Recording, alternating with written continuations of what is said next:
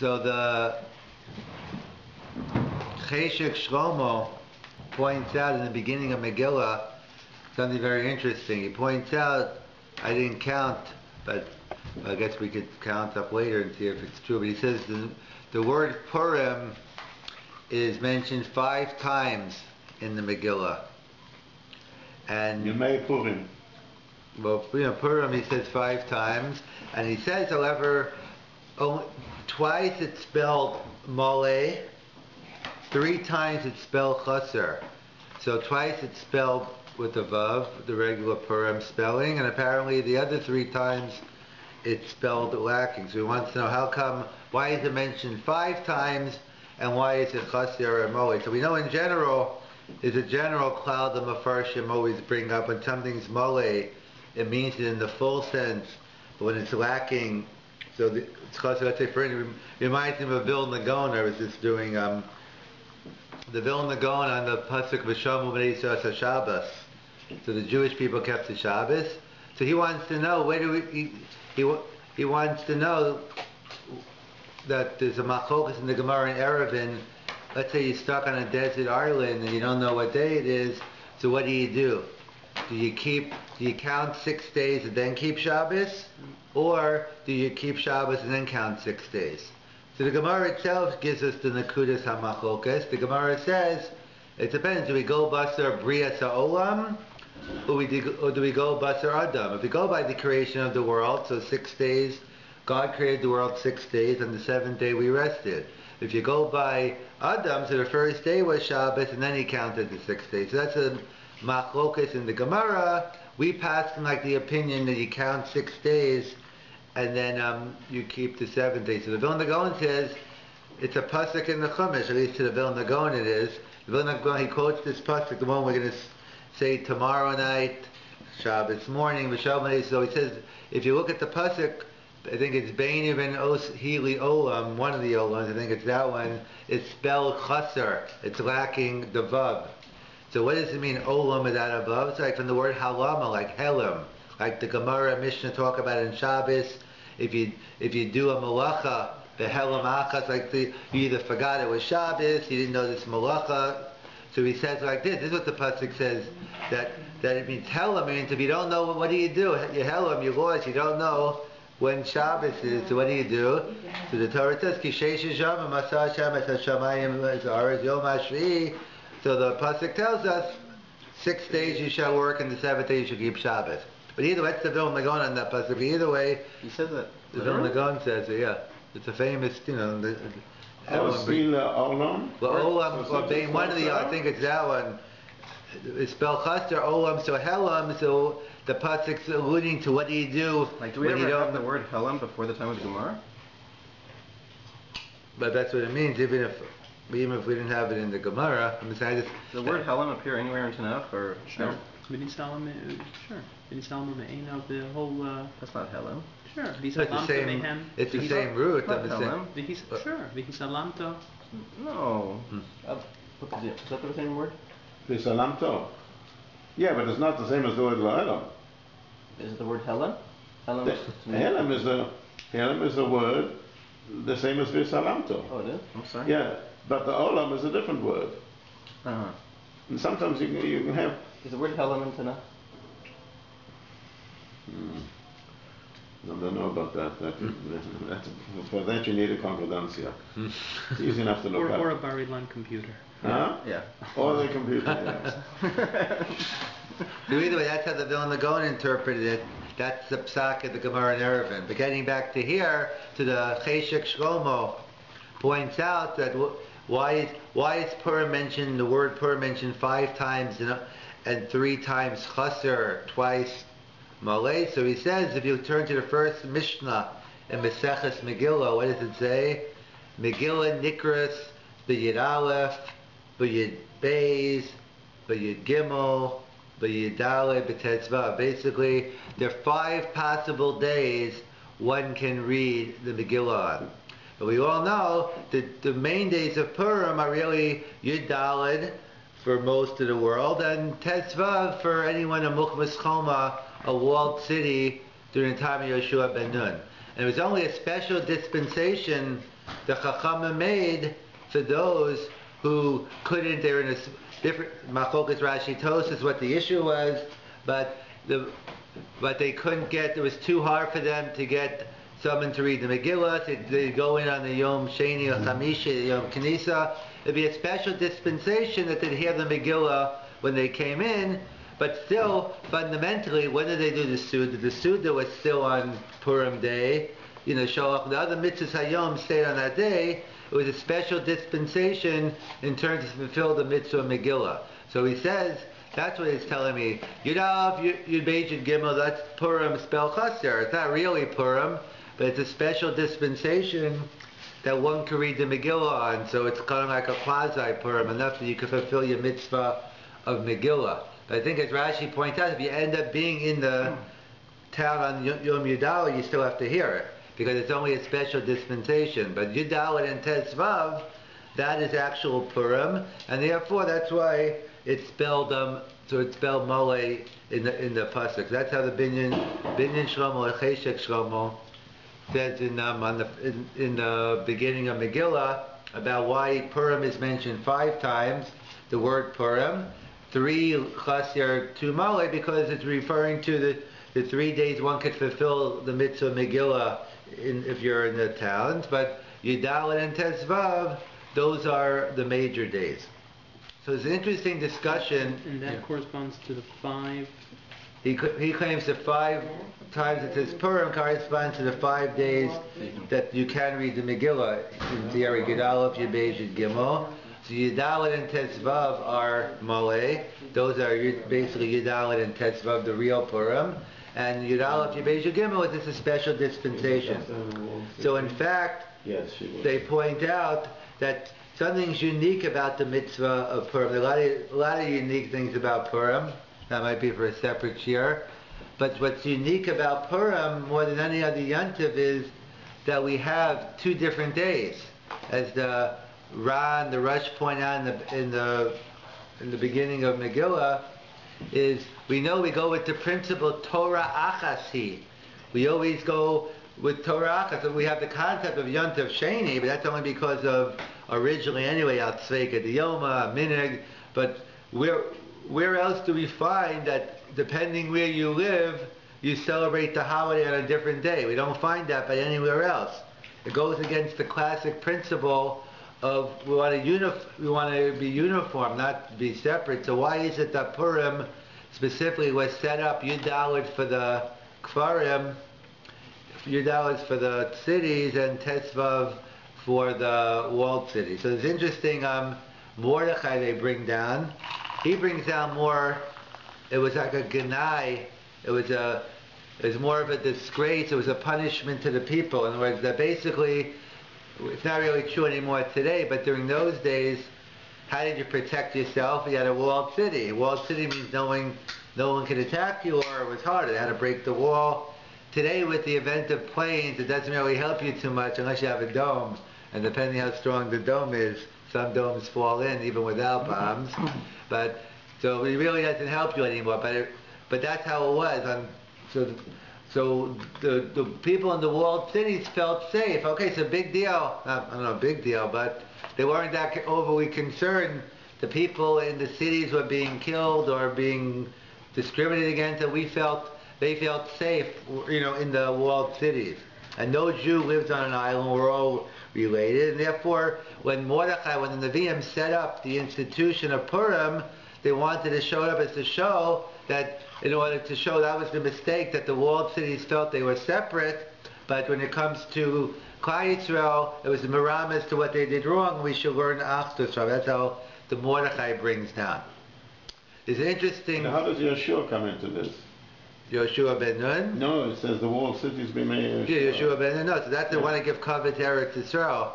That it shouldn't be that they want to give covet because as it looked at other places assuming that the 15th is making it more chashiv, but that's what the Gemara says. In order to give, we wanted to give covet there. It's not to leave out. That's why we go back to Yeshua. Right, Yeshua has nothing to do with the Purim story, not directly. No, right. So the Gemara says to give. The Gemara says to give kavel Eretz Yisrael. There are a lot of drushes why Yoshua ben Nun, what's the connection? But the Gemara says that you don't want it to be in Israel. The walled cities are considered of lesser quality, but that's the Gemara's answer. But so assuming that there's no goyim living in those walled cities. But that gets into what's the definition of a Jewish city. But that's a different discussion, right? But a wall. So that's what you have discussions today. Besides Yerushalayim, what's included is Har Nov or other places claim. Are they considered part of the walled city or not? So there's a discussion. We'll see. The Gemara has discussions on Beis Amar Beis. I think Tiberia and another city. What do you do when you have a suffix Mukhlas Chama? During that time. So we'll get into that. But that's what the Mordechai seems to write. He writes this criticism that the Jews thought they were okay, safe, but you realize everything's dependent on God. We're all in it together. And that's what we'll see. Many of the mitzvahs we'll get into have to do with making Shalom Liachtus together. But the Be'er Yosef has Yosef Salad, he has a totally different shot. He says, the same question? Yeah, to why we never have different Yom Tovim, so he gets a totally different answer. He says, he's worried about the issue about Tosif. And in fact, the Gemara Megillah, I think it's on Daf Yudalid or around there, has a whole discussion in the Gemara. In fact, how do we institute the Yontif of Purim? Because we know we have a biblical prohibition about Tosif and about Tigra. We have a biblical prohibition to add and to take away. Within Baal Tosif, there's a major machlokes. It's a machlokes Rishonim, but it's known as the Minchas Chinuch. There's a lot of discussion on it, and the Ramban on what is Baal Tosif. This limited to, let's say, adding an extra parasha on the tefillin or another min. Does adding a new yontif, does that fall under the rubric of Baal Tosif at all? So that's a discussion in the Rishonim and Achronim. So the Gemara asks, how could they institute a new holidays in a Baal Tosif? And the Gemara wrestles through how Esther Mordechai figured it out. But Rashi points out that the Gemara only asked the question by Purim. The Gemara didn't ask the question by Hanukkah. So they point out based on Rashi that we see, according to these Rishonim, that I think the Rashba says in a different context, the Rashba says something similar, that the mitzvahs d'Rabbanan, the Koach HaChachamim doesn't come into the problem about Tosif. The Chacham have a right to institute Gzeris or Takanas, but Purim was Midivrei Nevi'im. That was from the prophets, Midivrei Kabbalah. So therefore, when you have a conflict, something from Navi the Torah, that's a conflict of Baal Tosif. But if it's only a pure D'Rabbanan like Hanukkah, so apparently you can give different reasons why not. But apparently there is no problem about Tosif. So that's what they point out here. The Be'er Yosef, he says, we know we're concerned that you're not allowed to add to the Torah. In fact, the Rambam has a chiddush that not only, besides the obvious Baal Tosif of adding another fifth parsha, fifth species, yeah, but he says he has a chiddush. He says if Basin says chicken and milk are this is the Raisa, they also violate Baal Tosif. So the whole discussion in the Rambam, where does he get that from? So Achronim point out, perhaps it's based on the fact that there are two different psukim by Baal Tosif. One is both in Dvarim and very close to one another. I think Veschanan and maybe a couple of parshas after that. That one's in Lashon Rabim and one's in Lashon Yochid. So Lashon Yochid, that's talking to the Beis Din. So but Lashon Rabim is a whole echad v'echad. So they say that to the Rambam knew that the Lashon Yochid is talking about the Beis Din. The Beis Din doesn't have the right also to misrepresent. So the question is, if you make the Yontif of Purim, maybe people are going to think it's a biblical holiday, and you'll be in violation of Baal Tosif. So that's what the Be'er Yosef says. Hence, that's why Purim is a unique setup, that they put Purim on two separate days. If people are going to ask, what's going on here? Purim is on the 14th, we're on the 15th. We're Pesach, not different days. Sukkot, all right, Purim's only D'Rabbanan.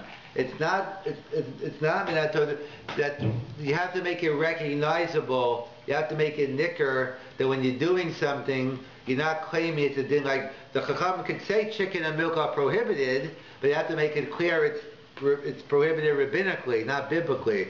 So if they're going to make a rabbinic decree, it has to be nicker that that people are going to confuse it and think it's a biblical law. So when they set up Purim, that's why the dafka set it up on 2 different days, so people would know that Purim is only, at least not a din daraisa. We'll get to what Purim is in a minute. The Megillah is not mashma that way. The what? The Megillah is not mashma that way. It says in the Megillah that they al came because they, right? It doesn't. Right, in terms of It seems to be because that was the story. Right, he's It's giving. very specific in the Megillah why you do it a different day in the walled cities. No, but right, but in general, in general, let's say that happened. He's assuming that we'd pick it all on the same day, because a lot of times the Jews are. It doesn't seem. No, but the reading of it is nothing to do with Chachamim. The reading of it is that was the story, and therefore we try to reenact the story. It doesn't seem. No, I agree. No, it's very specific. No, I agree. From the Pshuto Shal Even the Mikra, story in Shushan. the Pshuto Shal Mikra in the Megillah is. I mean, that's always It's more. The Megillah says al came. It says they did it in Shushan, and then the next day they were killing everybody else. Al came. There it says. What's that? Yeah. We keep. No, but no. And this was it. It says al came that we keep the walled cities keep the other day. Yeah, right. It's very specific. That's why. Because with the story, that's why we do it. Doesn't sound like it was a rabbinical degree. no. I'm saying I do from the Pshuto Shal Mikra. So no. Obviously, the simple reading of the Megillah is they kept it because those are the days. But so that's what the Ran asked. But why? But why is that? That's why they did it. But what they're explaining behind the Megillah is giving the Pshuta because there were walled cities. We set up so the Ran's asking, why should that be? We never have that in any other. Just because the story happened. Right. That's all. But I agree. No, that's where the question comes from. Yeah, but that's how they're taking the story. Then they're asking the question. But you're right. Strange that in Hilchos Avelus, the there refers to Purim as being daraisa. But the first. To Purim as being daraisa. I'll get to the only the Orchos Chaim on Purim have to do with the Therefore, there's no shiva on Purim. But I'll get to that. There's different. While on Hanukkah there is. Yeah, the 3 sheets on that, but I'll get to it. Yeah. This thing you said about being nicker, who said that again? The B.R. Yosef. He understands, because the Rambam makes a distinction between the fact that you have to know it's a Drabanan. Right. So that's. But he's actually saying that it has to be nicker. Well, he's just saying, I'm just elaborating. He's elaborating on the Rambam. I don't know if that's his actual language. He's saying. That's what's interesting, because you say chicken and milk.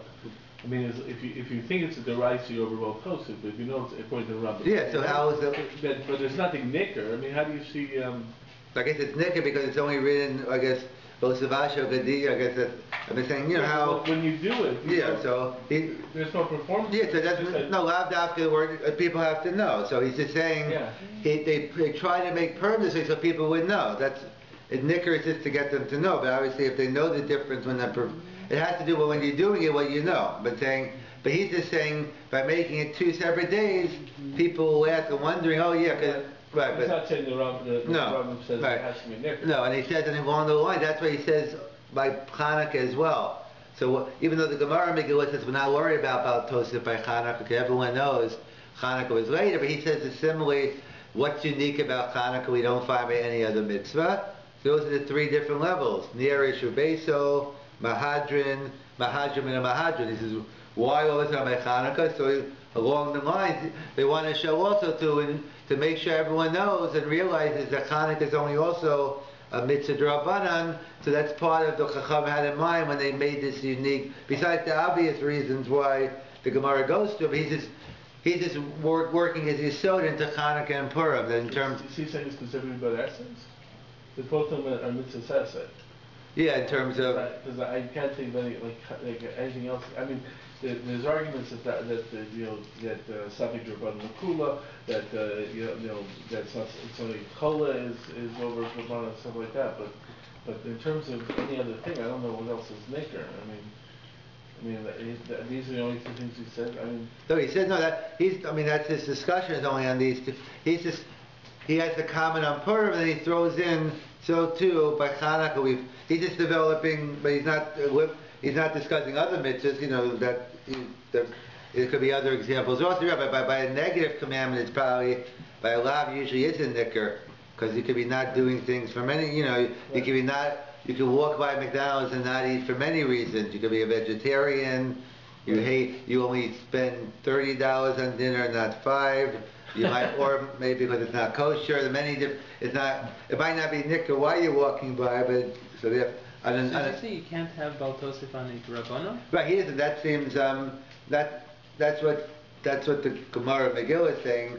Rashi is that's the way Rashi learns the Gemara. Rashi's father. Why did the Gemara only ask this question by Purim and not by Chanukah? So Rashi writes because they had Nevi'im during Purim, but during Chanukah there weren't any. So they say based on Rashi, it seems to be that there's no when could you have like if it's Divrei Kabbalah we'll get to, then already maybe you're going to think it's equal to different. So then it's a conflict that you have to worry about. A pure D'Rabbanan like Hanukkah, that we don't have to worry. Everyone will know. Not that you can't have Baltosif, that it's going to be clear. No, you can still be over Baltosif on but because you don't have to be worried about that they're going to think. Yeah, but you could be if a person thinks that milk and meat is milk and chicken is, as the Rambam writes, that's Baltosif also, right? Who was that says that? The Be'er depends Yosef. on the two psukim. Loshen Yochid and Loshen Rabin. Oh, that was the Vilna Gaon says that in a different. I just threw that in as to explain them. I was just explaining the Rambam. I don't know if the Be'er Yosef doesn't. I just threw him. The Be'er Yosef doesn't talk about that. I'm just saying it. I just brought it up, and that's the Vilna Gaon who makes this distinction Between the Loshen Rabin and Loshen Yochid. Yeah. I mean, that's a famous question a lot of people ask, but that's the answer based on a Vilna Gaon, because that's what they explain in general, Lashon Rabim, in terms of, let's say, Sfira Shemitah V'Yovel, it's in Lashon Yochid, because that could be a mitzvah on the Beis Din, but Sfira Omer, that's U'cholecha V'Yechad. Why would somebody think that Purim is not the Rabbanan? Because it's mitzvah, so that's what I'll get to right now. So what is the status of Purim? So Chanukah seems to be clear cut. Chanukah is rabbinical; it's a pure D'Rabbanan. But what is the status of Purim? Purim comes from the Nach. So what is it? What is the status of a mitzvah that if it comes in the Torah, we can assume it's biblical. If it comes from the Nevi'im Aksuvim, so it's what they call in yeshivas and the Sfarim Divrei Kabbalah, not Kabbalah. Like Madonna, not Kabbalah, but I'm talking about Kabbalah, like the words of the prophets. And therefore, so there's different, so Rashi and in Baba Kama in the beginning, there's in other places, a Mishnah Tainus, that the majority opinion is any mitzvah mentioned, anything mentioned in Nach, Nevi'im and Ksuvim, have the status of Divrei Kabbalah. That's the standard approach. There is a sheet that the Ran quotes the Yerushalmi in the beginning of Megillah that he writes that it's limited only to mitzvahs that were given through Nevuah and not Ruach HaKodesh. The Ran quotes the Yerushalmi, Divrei Kabbalah is limited to mitzvahs only given through Nevuah. So what does he mean by that? So he's probably referring to the Rambam Amor Nevuchim when there's many. It's clear the difference between Torah and Nach. Torah are words given directly from God to Moshe. But it's not so clear what's the difference between Nevi'im and Ksuvim. And there's a lot of different, there's a Rambam, a Barbanel, Radak, Rav Chak. There's a host of, it's a separate shir. But what the Rambam writes, I believe, Amor and Nevuchim, he says, Nevi'im is anything given through the medium and Nevuah. And Ksuvim is through Ruach HaKodesh. So what it means is it's a lower level type of Nevuah. So the Ran and Yerushalmi is saying something in Navi gets the status of Divrei Kabbalah, but according to this Ran, Purim comes from Ksuvim, so therefore it only have the status of a D'Rabbanan. However, we assume the accepted approach is like the Rov Rishonim, that anything mentioned in Nach has the status of Divrei Kabbalah. How can you be deciding something based on the status in the canon when that wasn't decided till later, and it was a very close call, right? Sefer Maccabim might have made it a cut. It didn't, but apparently at the time it was controversial, right? Right, but first of all, I didn't say what the status of Divrei Kabbalah is yet anyway. What I'm just saying is, maybe that's part of the issue also, because that's going to be a discussion. First I'm just saying, I'm just defining what is Divrei Kabbalah, but that doesn't. But then the next question, what status does Divrei Kabbalah have, right? But so in fact, that's what they basically discuss is. Because from a Gemara in Rosh Hashanah, they quote the phrase, even though it's in a different context, Divrei Kabbalah Kedivrei Torah Dami. That's talking about in the context of giving chizuk, because we know there's something called Megillas Tainus. There are different fast days they had and holidays, and they used to want to give support to the holidays, so they could put an Isser to fast before and after. So that's why, the Gemara is talking about Rosh Chodesh, which is the Deraisa, Ein Srich and Chizuk. Doesn't need any reinforcement. So therefore, people have a minhag of fasting.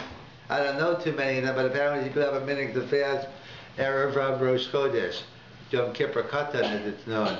But the Gemara is talking about Gimel Tishrei. You don't have to worry about it on Dalet. The Gemara, in the context of Chizuk, it says something which is Divrei Kabbalah doesn't need chizuk like a D'Rabbanan. So the Gemara has an expression there, Rosh Hashanah Yudches, Divrei Kabbalah Kedivrei Torah Dami. On the other hand, the Gemara in Chagiga, I think on Daf Yudches, also around there, Yudai Yudches, has in a different context, also says Divrei Torah mi Divrei Kabbalah Lo Yalfina. In other words, the Gemara. So on one hand, from Rosh Hashanah it implies Divrei Kabbalah has the status of Divrei Torah. On the other hand, from the Gemara Chagiga, it implies it doesn't. So it's a discussion whether we'll see if Divrei Kabbalah is going to be a more lenient Daraisa, or is it going to be a more stringent Bidronis. I'll give some examples of this tension. So they point out, let's say your father mentioned, I think it's the Orchas Chaim, that an onain is permitted to have basa v'yayin on Purim. The basically there's three shittas anyway the post can bring down, the Mefarshim bring down in terms of Avelis on Purim.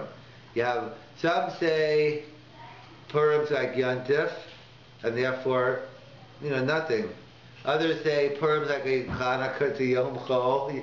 You have everything. And there's a middle shita that Purim's like Shabbos, that there's no Avelis b'Fahesia, but it's only B'tzina. So they point out that there's a halach of an onain, that it says an onain is permitted on Purim to have, but to have basa v'yayin. So and the Orchas Chaim writes because the mitzvahs, the asay derabim of Purim supersedes that the asay the yachid of an onain. So we see the Orchas Chaim is treating Purim like a divrei Torah.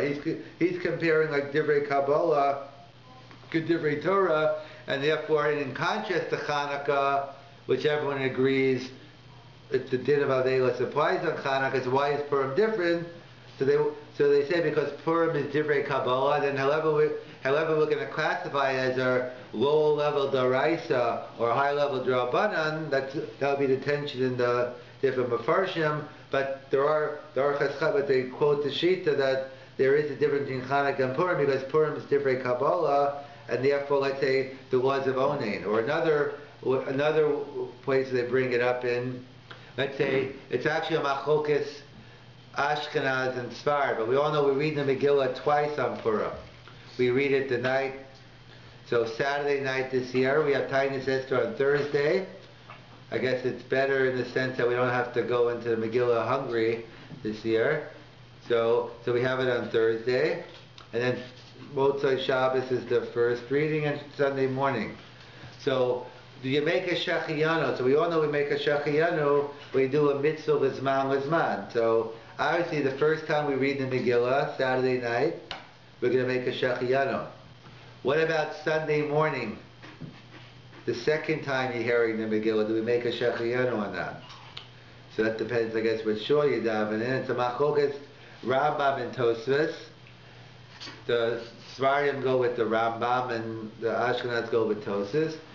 We Bnei Ashkenaz make a Shechiyanu in the morning as well. And the Svardim no, the Rambam sheet is no. So what is the issue in the machlokas? So there are many ways of learning it, but that's how some achronim learn. What's the machlokas here between Tosfos and the Rambam? The issue is, how do you view in other words, everyone agrees the Iker Kriya, well, that's part of the machlokas. We assume Bnei Ashkenaz is that even if you assume that the Iker Kriya we assume the Iker Kriya is Biyom. That's because everyone should assume that it has to be at least the same, if not better, because that's when the mitzvah is Biyom. In fact, Achronim bring a raya from the Yom HaKnisa. What did the Kfarim do? They asked when they came in on the Yom HaKnisa, that Monday morning or Thursday morning. What did they do about the Megillah the night before? They say, oh, that was a later institution. That even though the Gemara talks about it, the Gemara says you have to read the Megillah twice, but even though you read it twice, then, they say the one at night, that's actually the Turi Even. The Turi Even is the famous Gemara Megillah Daf Bawad, I believe, Dawud Amar Aleph. Amar Rav Shua ben Levi, Nashim Chayavos b'Mikra Megillah Sha'af Hein Hayu Ba'osa Anes. Now Rav Shua ben Levi says a big chiddush. Normally women are exempt from time-oriented mitzvahs. Comes over Rav Shua ben Levi, Nashim Chayavos. Why they chayav a Mikra Megillah? Because Af Hein Hayu Ba'osa Anes. That's the Gemara. So Tosfos in the Rosh learn Pashtus. Bikan, a woman can read the Megillah for a man because they seem to be on the same level, and therefore a woman can read the Megillah for the man. Except Tosfos quotes and the Rush quotes the Baal Hilchos Gedolos, who says no, a woman can read for other women, but she cannot read for a man. And then all the Achronim say, what's the pshat in the Bahag? Why not? If women are chayav a Mikra Megillah, so why not? Whether you should do or not, that's a separate discussion. But Ikar Adin in terms of halacha, why would the Bahag have a problem with a woman reading the Megillah for a man? So does he bring up Kavod Tzibur, or that's it's the Gemara. That's where the Gemara talks about in general Kavod Tzibur in terms of because Aliyah l'Torah. Yeah, that's where the Gemara talks because that's funny because that's a big I know a big issue. But they have these new. Actually, they have one I think in Toronto here. Who is it? Marty Lukshin or someone. And once a month they have what they call Shira Chadasha. I don't know what they call either way, where I guess they have different things. They have I don't know, I haven't been there, but from what I hear is there's a mechitza, and apparently they don't know all the details. Women get up and maybe daven Psuki or the Zimra maybe. Nothing that requires the right, exactly. In terms of they call it for maybe some aliyahs or whatever. Let's assume all the halachic, the pure halachic issues are worked out. So that's what they do. So they point out that. Why was they bringing up Shira Chadash again? Yeah, to cover. No, so the efforts are right. So they had a Professor Sperber, I think. He came in a couple of months ago, and actually he's the one, I guess, that's talking about starting a new university here, non-denominational, whatever the details are. So he has apparently I didn't see it, but he has a whole article on this topic where he goes in explaining why he's one of the proponents behind the partnership or whatever you want to call it. So so I guess his basic shita is that basically if it's mutter, we don't have to look for more. If we could work it out, make her adin, so we don't have to worry about. So I guess in this article he deals with Kavod Tzibur. Apparently, I just heard this. I was listening to an MP3. So I was driving. So it was Raya Willig was giving Mordechai Willig, one of my rebbeim at YU. So he was doing. I saw it on the YU website. He was doing a Saturday night Motzei Shabbos lectures and different topics. I didn't know what the topic was. I just happened to tune in, and it was the end of last week's class. He just wanted to finish off, so he happened to say he was talking about the concept of a woman getting aliyah. He went into the whole Kavod Tzibur thing, and then he quoted. That's why I know he has an article, because he quoted Professor Sperber has an article, and one of the things is, I guess, because you get into covenant tzibur, whether you can I be mochel on covenant tzibur, who's can you or not? But basically, one of the nakudas, well, I guess one of his nakudas is that it's causing sar to the woman or to the people that they feel they can't get an aliyah or they can't be part of it, and therefore we know we have gadol kavod habriyas. We have a principle in the Gemara that kavod habriyas is docha any derabanan. So he wanted to use that to explain why he felt there was a strong enough need. So you could just read the article yourself, but Lul's point was the only part I heard. I didn't see the whole article, so I'm not passing judgment on anything here, but he just said he thought that was a ridiculous comparison. He said because it covered that Chazal, if it's a takana d'Rabbanan, if the rabbi said to do it, you can't say I'll covered habriyas on a mitzvah d'Rabbanan that you don't do. If the rabbi said this is okay, so you can't invoke the klal here of covered habriyas in a makam d'Rabbanan. If the Chacham themselves are the one who said that women shouldn't be getting the aliyahs, but either way. So they point out here. So apparently there's an article. He wrote a whole article explaining it. So you could, I'm sure, right? Half could probably find. You've probably seen the article. You could probably tell them where it is. So either way. So we're getting back. So they point out. So actually Megillah is different. Megillah the Chayev and Megillah. So what's the pshat in the Baal Hilchos Gedolos? Why is it that so? There are a lot of akron on them. There's a marcheshes that also gets into. I'm not going to go into. Maybe next week he gets into the issue of Hallel. We'll skip that one. Over enough time. He has a dinner to go to. But the Turi Eben, we'll just get to the Turi Eben. The Turi Eben writes that the difference is why a woman chayiv afin hayu ba'osa anes. That's the din d'Rabbanan. But why a man chayiv in Megillah? Because the Megillah is different Kabbalah. The Megillah said Mordechai, they said we have. What do you mean that's the things you're wrong? That the concept of Afein Hayubos is only a dinder. But I assume he's working with the Shita in Tosfos that you only say Afein on a mitzvah d'Rabbanan. Even the different sheets, different days in Tosfos, but the Tosfos in Megillah on Daf Dalet Amud Aleph. I thought that's just the mitzvah Seishos Mangrama. That's only by the rice. No, that's a separate. There's a machlokas Rashi and Tosfos and on a mitzvah d'Rabbanan do we say afhein or not? That's how this becomes a problem. Right. Because if it's only on the deraisa, then why do you need afhein? That's Right? You wouldn't need Right, that's what afhein. But They wouldn't be. They that's wouldn't know the raya that. Right, the other sheet has to come up with another answer. This news says that it does apply. Right. Yeah. Well, you can learn afhein differently. Like there's a brisker rub on it, but maybe next week. But just getting back to here. So our chiyuv, the men's chiyuv is it's called midivrei Kabbalah from the Megillah, and the women's chiyuv is only d'Rabbanan. So that's what the Turi Even says.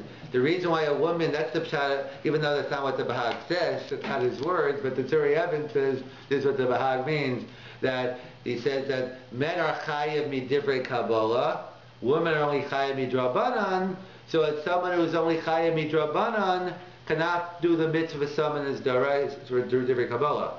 What comes out from this, the Turi Even doesn't say this, but it comes out then.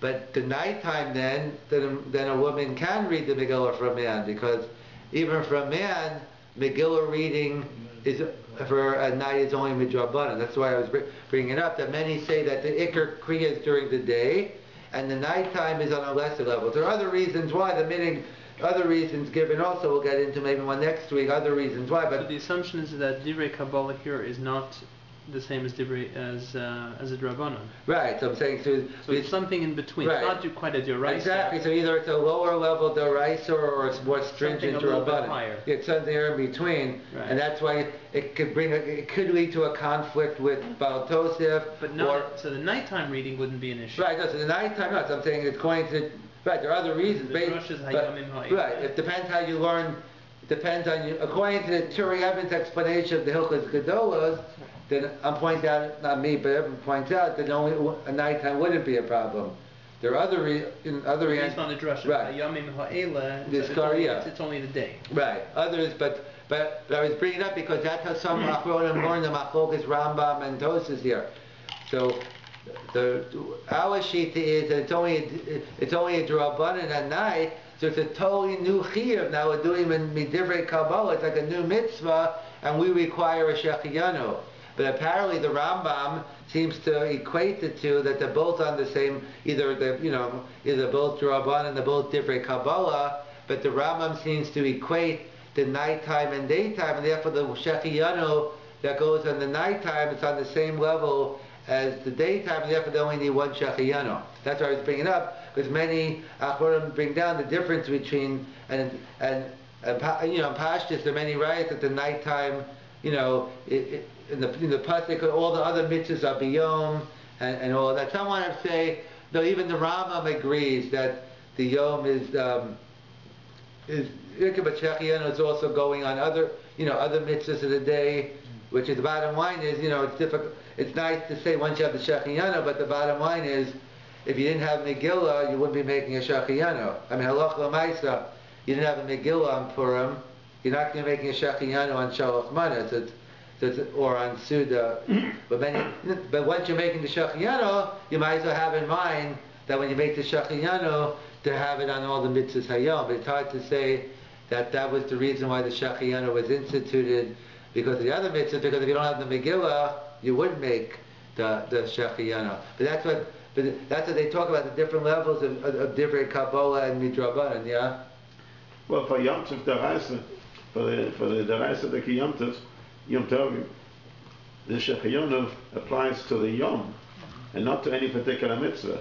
Right, there are two types of shechiyanu. There's a shechiyanu on, let's say we have a shechiyanu on the Kedushas Hayom, let's say Rosh Hashanah, whatever, and then we have it on the shofar.